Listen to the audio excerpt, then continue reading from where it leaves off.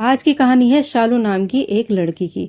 शालू 10 साल की थी जब उसकी सौतेली माँ ने उसके खाने पीने पे रोक लगा दी थी। शालू की माँ को लगता था अगर शालू मोटी हो गई तो इसको कोई पसंद नहीं करेगा और इससे शादी भी नहीं करेगा। पूरी उम्र इसको खिलाना पड़ेगा या मोटी को खूब दहेज देना पड़ेगा, जब जाकर कोई लड़का इस मोटी से शादी करेगा। ये सब सोचकर शालू की माँ शालू के खाने पीने पर कंट्रोल करने लगी। धीरे धीरे कंट्रोल इतना बढ़ गया कि उसकी सौतेली माँ को पता ही नहीं चला कि वो शालू के साथ क्या कर रही है। स्कूल जाते टाइम नाश्ते में सिर्फ 1 कप चाय पीती थी शालू, और लंच तो शालू की माँ उसको देती ही नहीं थी और सख्ती से कहकर स्कूल भेजती थी कि वहाँ किसी के साथ कुछ ना खाए। अपने सगे बेटे से शालू का ध्यान रखने को बोलती थी शालू की सौतेली माँ। शालू को घर आकर सिर्फ शाम में खानों को मिलता था, वो भी इतना कि वो जिंदा रहे और बीमार ना पड़े, वरना लेने के देने पड़ जाएंगे। शालू जो कि अपनी सगी माँ के सामने खूब खाने वाली थी, जिस चीज को भी वो बोल देती थी उसकी सगी माँ उसको बनाकर खिलाती थी। और आज वही शालू अपनी सगी माँ के मरने के बाद हर चीज को तरस रही है।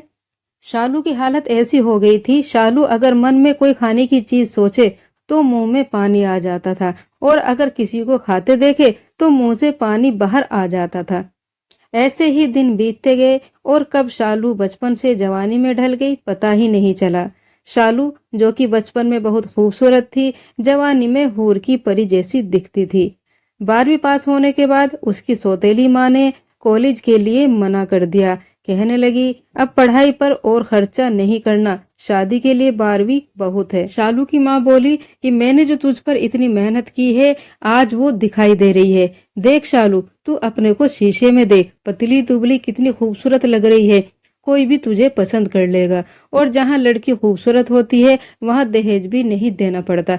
अब तू पढ़ाई छोड़ और शादी की तैयारी कर। इस 1 साल के अंदर तेरी शादी करूं और तुझे विदा करूं तो मैं भी चैन की सांस लूं। इस 1 साल में शालू के कई रिश्ते आए। हर कोई शालू को देखते ही पसंद कर लेता था, लेकिन दहेज की बड़ी डिमांड की वजह से अब तक उसकी सौतेली माँ को कोई रिश्ता पसंद नहीं आया था।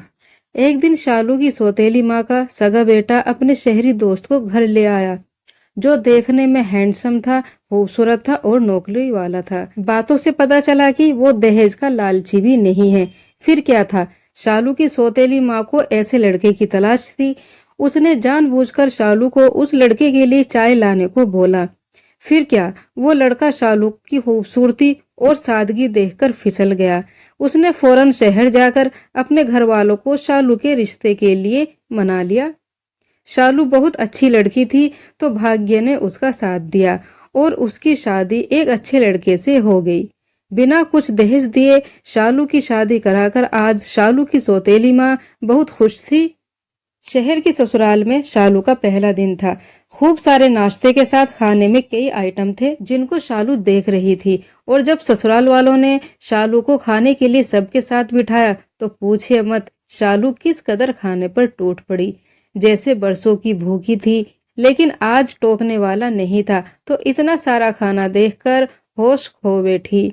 शालू को ऐसे खाता देख ससुराल वाले हैरान थे। उनको समझ नहीं आ रहा था कि आखिर ससुराल में पहले दिन दुल्हन शर्माई शर्माई में कुछ नहीं खाती और शालू उल्टा कर रही है, सालों की भूख आज ही मिटा रही है। किसी को कुछ समझ नहीं आ रहा था, लेकिन शालू के पति को बहुत बेइज्जती महसूस हो रही थी, क्योंकि वो अपनी पसंद की लड़की से शादी करके लाया था। शालू को ऐसा खाते देख शालू के पति का मूड सही नहीं था, तो वो खाना बीच में छोड़कर खड़ा हो गया। सब खाना खा चुके थे। शालू दूध का गिलास लेकर अपने कमरे में पहुंची तो देखा कि उसका पति गुस्से में भरा बैठा है और शालू से बोलने लगा, क्यों किया तुमने ये सब? इतनी बुरी तरह कौन खाता है? क्या तुम्हें कभी खाने को नहीं मिला?